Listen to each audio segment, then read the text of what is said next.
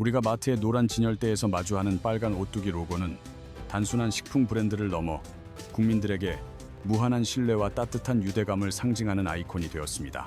30년 넘게 수천 명의 심장병 어린이들에게 새 생명을 선물하고 비정규직 비율을 극단적으로 낮춘 오뚜기는 우리 시대가 갈망하던 착한 기업의 완벽한 전형이었습니다. 서민의 고통을 분담하려 13년 동안 라면 가격을 동결하고 일 500억 원의 상속세를 편법 없이 내겠다고 선언한 순간 오뚜기는 국민적 찬사를 받는 가뚜기가 되었습니다. 하지만 2025년 10월 국세청의 특별 세무조사라는 거대한 균열이 시작되면서 우리가 사랑했던 신화, 이면의 차가운 진실과 견고했던 신뢰의 성벽이 무너져 내리기 시작했습니다. 오늘은 오뚜기가 쌓아온 눈부신 선행의 역사와 그 뒤에 교묘하게 감춰져 있던 오너 일가의 사익 편취 및 편법 승계 의혹의 실체를 냉정하게 파헤치려 합니다. 오뚜기의 위대한 여정은 나라가 있어야 기업도 있다는 확고한 신념을 평생의 경영 철학으로 삼은 창업주고 함태호 명예회장의 강직한 성품에서부터 그 뿌리를 두고 있습니다. 1930년 함경남도 원산에서 태어난 함 명예회장은 6.25 전쟁이 발발하자 조국을 지키기 위해 18세에 자원 입대하여 7년간 헌신적으로 복무한 진정한 애국자였습니다. 전쟁 후 소령으로 전역한 그는 26세에 대학에 진학할 정도로 책임감이 강했으며 가업 대신 40의 나이에 독립하여 풍림상사를 창업하며 자신만의 길을 선택했습니다. 1969년 탄생한 풍림상사는 국내 최초의 분말 카레를 선보였고 이후 스프와 케첩을 연달아 출시하며 한국의 서구식 식문화를 대중화시키는 선구적인 역할을 수행해 왔습니다. 그러나 1980년대 세계적인 식품 공룡 하인즈와 다국적 기업 CPC가 막대한 자본력으로 한국 시장에 상륙하면서 오뚜기는 창사 이래 가장 가혹한 생존 위기에 직면했습니다. 함태호 회장은 거대 자본에 맞서 전 직원이 직접 발로 뛰며 거래처 점주들과 끈끈한 유대감을 쌓는 루트 세일 방식을 선택하여 시장을 지키기 위한 정면 돌파를 시도했습니다. 또한 당시 파격적이었던 마트 시식 제도와 판매, 여사원 제도를 도입하여 소비자의 마음을 현장에서 직접 공략하는 전략으로 글로벌 기업들의 거센 공세를 효과적으로 방어해냈습니다. 무려 10년이 넘는 치열한 전쟁 끝에 결국 하인즈를 한국 시장에서 물러나게 한 것은 우리 시장을 지키겠다는 사명감이 일궈낸 기적 같은 승리의 역사였습니다. 이러한 성공은 1987년 부도 위기인 청보식품 인수로 이어졌고 1988년 오뚜기의 상징이자 대한민국 라면의 자존심인 진라면이 마침내 세상에 그 위험 있는 모습을 드러냈습니다. 1992년 선천성 심장병 어린이 수술비 후원을 시작한 함 회장은 IMF 외환 위기의 혹독한 시련 속에서도 오히려 후원 인원을 늘리는 인도적이고 과감한 결단을 내렸습니다. 기업이 어려울 때일수록 사회적 책임을 다해야 한다는 그의 신념은 대중에게 깊은 감동을 주었으며 오뚜기가 단순한 식품 회사를 넘어 신뢰의 상징으로 성장하는 밑거름이 되었습니다. 2008년 전 세계적인 원자재 가격 상승으로 서민 물가가 위협받을 때 오뚜기는 기업의 손실을 감수하고 라면 가격 동결을 선언하며 국민의 고통을 나누는 길을 선택했습니다.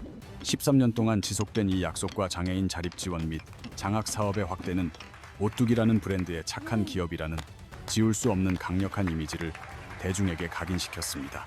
2013년 류현진을 모델로 한 공격적인 마케팅과 진짬뽕의 기록적인 흥행은 오뚜기를 라면 업계 부동의 2위 자리에 굳건히 앉히며 강력한 시장 지배력을 확보하는 계기가 되었습니다. 창업주 별세 후 경영권을 승계한 함영준 회장이 일 500억 원의 상속세를 분할 납부하겠다고 발표했을 때 대중은 오뚜기에게 가뚜기라는 최고의 찬사와 지지를 보냈습니다. 가뚜기라는 화려한 찬사가 전국에 울려 퍼지던 바로 그 순간 보이지 않는 이면에서는 우리가 알지 못했던 서늘한 경영의 진실이 숨어 있었습니다. 일 500억 원이라는 천문학적인 상속세를 마련하기 위해 오너 일가는 자신들이 소유한 광고 회사인 에드리치의 그룹에 막대한 일감을 몰아주기 시작했습니다. 조사 결과 에드리치는 무려 1,400억 원 규모의 내부 광고를 독점하며 오너 일가의 상속세 마련을 위한 핵심 자금줄 역할을 했던 정황이 드러났습니다.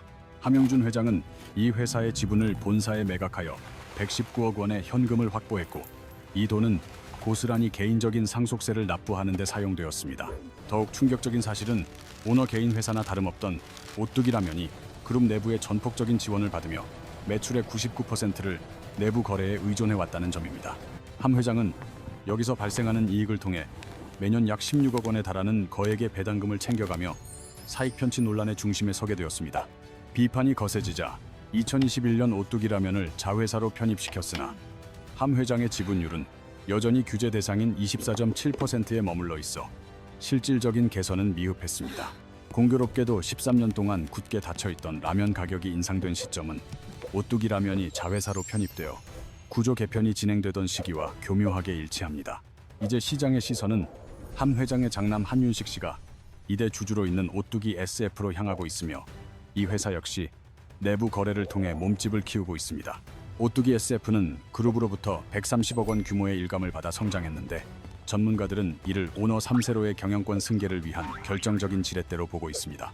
내부의 경영권 승계 작업이 치열하게 진행되는 동안 오뚜기는 성장이 정체된 국내용 기업이라는 뼈아픈 한계와 조롱 섞인 현실에 직면해야만 했습니다.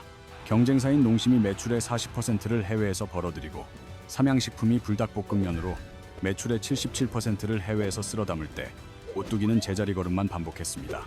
오뚜기의 해외 매출 비중은 경쟁사들과 비교했을 때 여전히 10%대에 머물러 있어 글로벌 시장에서의 경쟁력이 현저히 떨어진다는 평가를 받고 있습니다. 업계에서는 해외 시장 개척보다는 안방 수익에만 집착하는 오뚜기를 향해 국내에서만 강한 방구석 여포라는 냉소적인 조롱을 던지기도 합니다. 설상가상으로 국내 라면 시장 점유율마저 흔들리며 굳건했던 진라면의 위상은 짜파게티에 밀려 매출 순위 3위로 하락하는 뼈아픈 수모를 겪게 되었습니다. 브랜드 신뢰도가 흔들리던 2025년 10월 비자금과 탈세를 전담하는 중부지방국세청 조사국이 오뚜기 본사를 전격 압수수색하며 본격적인 수사에 착수했습니다.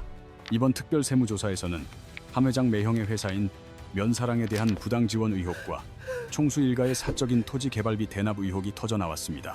32년 동안 수천 명의 아이를 살려낸 창업주의 숭고한 진심이 오너 일가의 끝없는 사익, 편취, 논란 앞에 무색해지며 국민적 배신감을 안겨주었습니다. 2025년 10월 시작된 국세청의 조사는 오뚜기가 쌓아올린 착한 기업이라는 도덕적 자산이 과연 실체 있는 진심이었는지 아니면 신기루였는지 묻고 있습니다. 비자금 조성과 탈세 혐의를 전담하는 국세청 조사국이 본사에 투입된 것은 단순히 세금 문제를 넘어 기업의 근간을 뒤흔드는 초유의 사태입니다.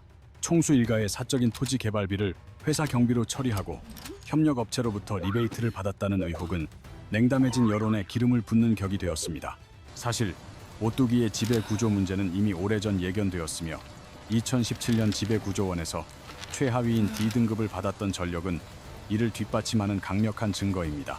자산 규모 5조 원 미만이라는 규제의 사각지대를 교묘하게 이용해 일감 몰아주기를 지속해온 경영 방식은 도덕적 비판을 피하기 어렵습니다. 겉으로는 비정규직 제로와 라면값 동결을 외쳐 환호를 받았지만 안으로는 오너 일가에게 매년 180억 원의 배당금을 챙겨주는 이중적 모습을 보였습니다. 애드리치를 통한 400억 원의 일감 몰아주기와 오뚜기 라면의 높은 내부 거래 비중은 오직 총수 일가의 배를 불리기 위한 수단에 불과했습니다. 선행은 결코 불투명한 지배구조의 면죄부가 될 수 없으며 법의 허점을 파고드는 경영은 결국 스스로를 옥죄는 칼날이 되어 돌아올 뿐입니다. 32년간 정성껏 쌓아온 신뢰 자본이 단 5년 만에 소진될 위기에 처한 지금 창업주의 숭고한 정신과 토종 기업의 기계는 점차 빛을 잃어가고 있습니다. 2026년 현재 오뚜기는 존망을 가를 기로에 서 있으며 국세청 조사 결과에 따라 경영진의 형사 고발까지 이어질 수 있는 절박한 상황입니다. 이제 오뚜기가 선택할 수 있는 길은 단 하나뿐이며 그것은 낡은 이미지를 벗고 실체와 이미지가 일치하는 진짜 가뚜기로 다시 태어나는 것입니다. 내부 거래를 과감하게 축소하고 지배구조를 투명하게 개혁하는 일이야말로 무너져 내린 신뢰를 회복하고 기업의 지속 가능성을 담보할 유일한 해결책입니다. 또한 국내 시장의 안정적인 수익에만 안주하지 말고 글로벌 시장에서 진정한 맛과 기술력으로 승부하여 실력을 증명해야 하는 과제가 남아 있습니다. 해외 매출 비중을 획기적으로 끌어올리지 못한다면 오뚜기는 방구석 여포라는 오명을 씻어내지 못한 채 시장에서 도태될 위험이 매우 큽니다. 신뢰는 수십 년에 걸쳐 천천히 쌓이지만 무너지는 것은 단 한순간이라는 진리를 오뚜기는 지금 이 뼈아픈 시련을 통해 증명하고 있습니다. 가뚜기라는 이름이 대중에게 존경이 아닌 풍자와 조롱의 도구로 남지 않으려면 경영진은 지금의 위기를 뼈를 깎는 성찰의 기회로 삼아야 합니다. 편법 승계 논란을 빚고 있는 계열사 구조를 전면 개편하고 오너 3세 승계 과정에서 정당성을 확보하는 일이 무엇보다 시급한 선결 과제입니다. 창업주가 가졌던 진심 어린 사회 공헌 정신이 후대에도 변함없이 이어지고 있음을 홍보가 아닌 투명한 숫자로 보여주어야 할 때입니다. 위기를 기회로 바꾸는 힘은 오직 진실함에서 나오며 오뚜기가 다시 국민 기업으로 거듭날 수 있을지 온 세상이 차갑게 지켜보고 있습니다.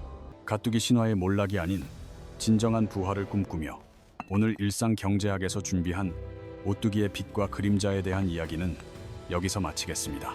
국민을 완벽히 속였다는 배신감이 아닌 다시금 자랑스러운 토종 기업으로 돌아오길 바라는 마음으로 우리는 오뚜기의 행보를 끝까지 추적하겠습니다.